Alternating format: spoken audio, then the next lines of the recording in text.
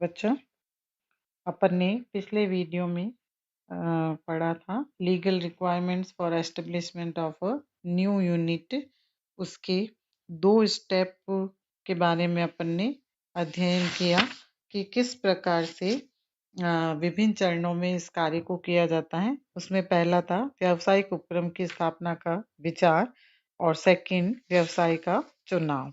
उसके बाद आज थर्ड स्टेप अपन पढ़ेंगे व्यावसायिक स्वामित्व के प्रारूप का चुनाव, selection of the forms of business ownership. व्यवसाय का चुनाव करने के पश्चात व्यावसायिक स्वामित्व के प्रारूप का निर्धारण करना चाहिए। स्वामित्व की दृष्टि से व्यावसायिक संगठन के एकाकी स्वामित्व, साझेदारी, कंपनी अथवा सहकारी प्रारूपों में से किसी एक प्रारूप का चयन करना चाहिए। मध्यम एवं छोटे व्यावसायिक उपक्रम के लिए एकाकी या साझेदारी स्वामित्व का चुनाव किया जा सकता है। स्वामित्व के प्रारूप का चुनाव करते समय कई बातों का ध्यान रखना चाहिए, जैसे संगठन की सरल स्थापना हो जाए ताकि अनावश्यक श्रम, समय एवं धन का व्यय नहीं करना पड़े। अपेक्षित पूंजी सरलता से प्राप्त की जा सके और आवश्यकता पड़ने पर ऋण आदि भी सुगमता से मिल सके। व्यवसाय के स्वामित्व हस्तांतरण के बारे में भी विस्तार से विचार कर लेना चाहिए। व्यावसायिक दायित्व की सीमा का ध्यान रखना, संबंधित व्यवसाय के भावी विस्तार की संभावनाओं का भी अध्ययन रखना चाहिए। यदि व्यवसाय अंतर्राज्यीय एवं अंतर्राष्ट्रीय सीमाओं के भीतर किया जाता है तो कंपनी प्रारूप ही उपयुक्त होगा। व्यवसाय के संचालन एवं विकास के लिए कोई न कोई कारण होता है, उसके अंतर्गत ही स्वामित्व का चयन करना श्रेष्ठतम होगा। चुना जाने वाला प्रारूप ऐसा होना चाहिए जिसमें व्यवसाय का मितव्ययी ढंग से संचालन किया जा सके।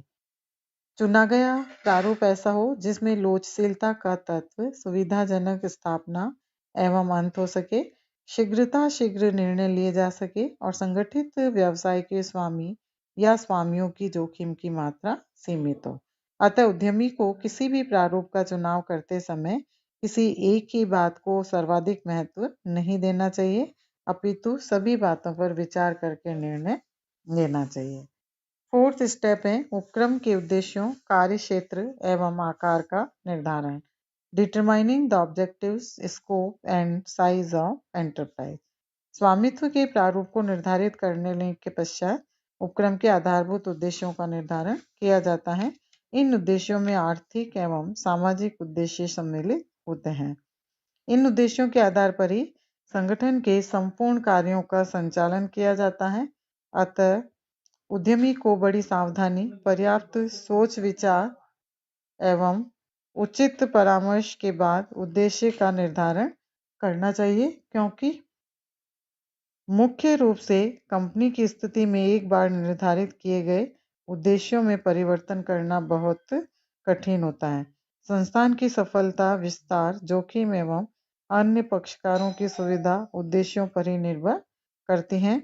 इस संबंध में न्यायाधीश पारकर ने कहा कि कंपनी के उद्देश्य जितने अधिक संकीर्ण होंगे, सदस्यों की जोखिम उतनी ही कम होगी और ये जितने विस्तृत होंगे उतनी ही उन लोगों की सुरक्षा रहेगी जो कंपनी के साथ व्यवहार करेंगे।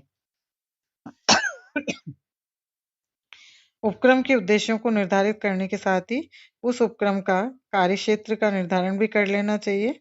उपक्रम का क्षेत्र स्थानीय, प्रांतीय, राष्ट्रीय अथवा अंतर्राष्ट्रीय स्तर का हो सकता है। व्यावसायिक उपक्रम के प्रारूप का उपक्रम के आकार से गहरा संबंध होता है, अतः एक उद्यमी को उपक्रम के आकार का निर्धारण बड़ी सावधानी से करना चाहिए। उपक्रम का आकार बड़ा या छोटे पैमाने का हो सकता है। उपक्रम का आकार विभिन्न तत्वों से प्रभावित होता है। यदि उद्यमी बड़े पैमाने पर उत्पादन एवं विक्रय कर सकता है, पर्याप्त मात्रा में वित्तीय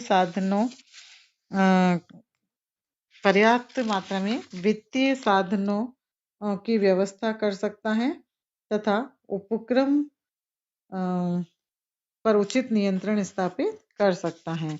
तो उसे बड़े पैमाने पर अपनी क्रियाओं का संचालन करना चाहिए।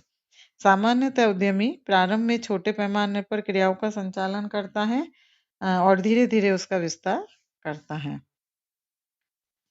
यदि किसी नई वस्तु के उत्पादन का उद्देश्य हो तो प्रारंभ में छोटे पैमाने पर ही क्रियाओं का संचालन किया जाता है, क्योंकि इससे कोई हानि की इस अवस्था में वस्तु से आसानी से परिवर्तन किया जा सके। नेक्स्ट स्टेप है व्यावसायिक उपक्रम के स्थान का निर्धारण, determination of location of business enterprise. व्यावसायिक उपक्रम की स्थापना के लिए स्वामित्व के प्रारूप का चुनाव, उपक्रम के आकार, उसके उद्देश्यों, कार्य क्षेत्र एवं आकार से संबंधित निर्णय लेने के पश्चात उद्यमी को इस बारे में निर्णय लेना होता है कि उपक्रम की स्थापना कहाँ पर की जाएगी। इसके प्रत्युत्तर में शुबिन का कहना है कि आदर्श स्थान वह स्थान है जहाँ वस्तुओं एवं सेवाओं के प्रति इकाई उत्पादन तथा वितरण लागत न्यूनतम हो। सामान्यतः उद्यमी ऐसे स्थानों पर संस्थान की स्थापना करते हैं जहां पर उत्पादन एवं वितरण लागत न्यूनतम हो, अर्थात जहां पर विभिन्न प्रकार की सुविधाएं जैसे कच्चा माल, श्रमिक शक्ति के साधन, बाजार, बैंकिंग, यातायात, संदेशवाहन एवं गोदाम आदि समुचित रूप से उपलब्ध हो। इसके अतिरिक्त सरकारी नीति भी स्थानीयकरण के निर्णय को काफी हद तक प्रभावित करती है, अर्थात सरकार संतुलित क्षेत्रीय एवं आर्थिक विकास के लिए बहुत सी विशिष्ट सुविधाएं भी प्रदान करती हैं। जैसे अपन देखते हैं सस्ती भूमि, आसान शर्तों पर पर्याप्त वित्तीय सहायता, करों में छूट, परिवहन एवं अन्य नागरिक सुविधाएं आदि, जो उद्यमियों को उन स्थानों पर उपक्रम स्थापित करने के लिए आकर्षित करती हैं। यदि उपक्रम सही स्थान पर नहीं लगाया जाए तो बहुत सी समस्याएं उत्पन्न हो जाती हैं। अतः किसी व्यावसायिक उपक्रम के स्थान का निर्धारण करने से पूर्व पर्याप्त जांच एवं सोच विचार करना आवश्यक होता है। तो ये 5 स्टेप हुए। नेक्स्ट इसका स्टेप है, कदम है प्रारंभिक अनुबंध करना, मेकिंग प्रिलिमिनरी कॉन्ट्रैक्ट्स। ये बच्चों अपन नेक्स्ट वीडियो में देखेंगे। इसका अध्ययन अपन नेक्स्ट वीडियो में करेंगे। धन्यवाद।